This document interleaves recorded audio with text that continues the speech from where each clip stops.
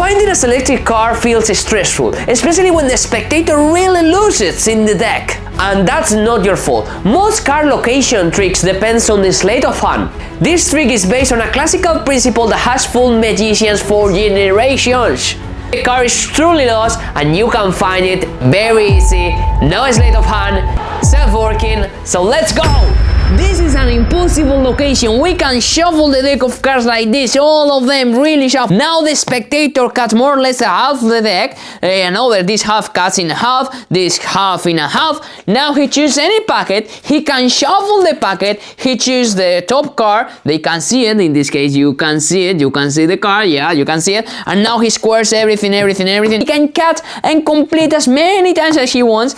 He gave this right now, he gave you the deck of cards. You can cut and complete like this, doesn't matter, and then you do like this, and then you just touch, only take one card, and this is the Jack of Clubs, and the explanation is so easy. Let's gonna do it. This only requires we're gonna do one special card that we're gonna create a crimp, okay?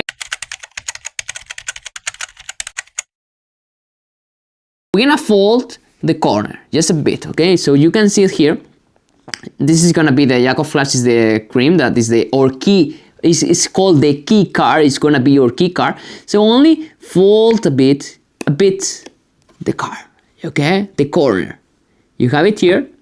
This is called crimp, okay? It's a basic technique, but not a lot, so this is not so obvious, okay?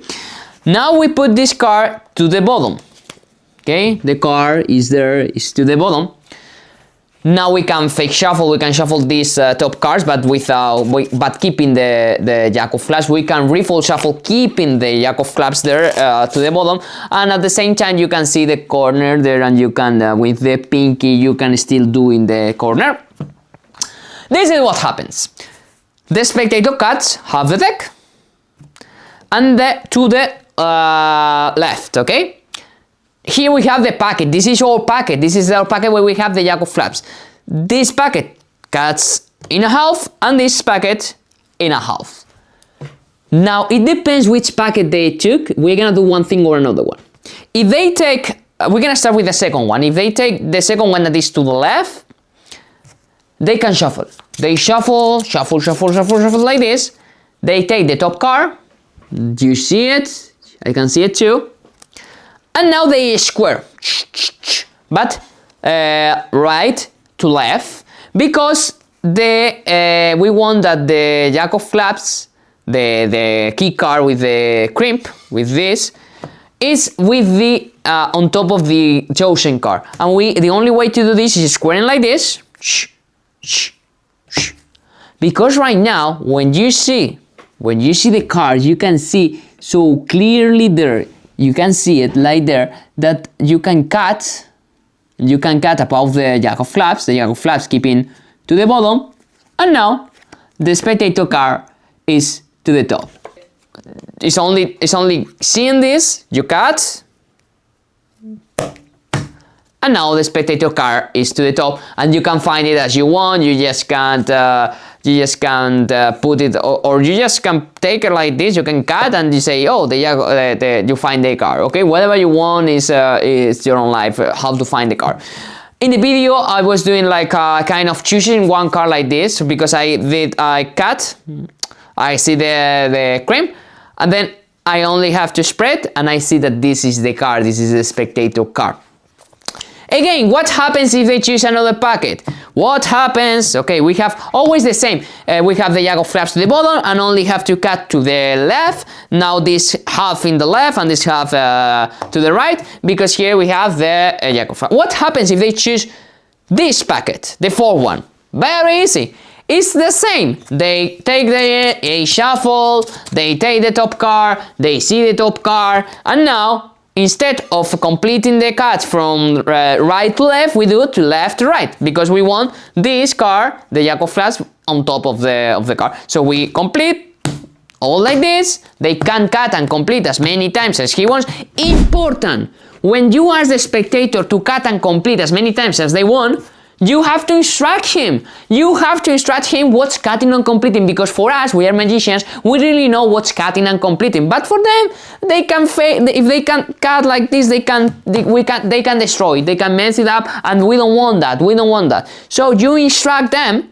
You say, right now you're gonna cut and complete, and you say, and you, while you are talking, you show cut and complete. They cut and complete as many times as they want, and now when they give you the deck of cards, you only have to see the crimp, you cut and complete, and I have exactly, again, the 6 of clubs. This is if they chose the 4 packet. But what happened, again, we have here the jack of clubs to the bottom, they cut again, they cut like this. What happened if they choose the packet with the jack of clubs? In this case, they cannot shuffle the packet, but they can take any card they want, in the middle, whatever they want. If they take the jack of clubs, it's so easy. It's so easy for you, because you will find it. You will have the card with the crimp, and they choose any card. This card, jack of diamonds. They put it on top of the same of this packet, and they cut this packet. They cut and complete this packet, and now they doesn't matter how they wanna complete the cut, but they complete all the cuts from left to right or right to left. Doesn't matter, because in this case they are in the middle and they are together. Now they can cut and complete as many times as they want. Now you only have to see it. You cut, and like this you have again the chosen card.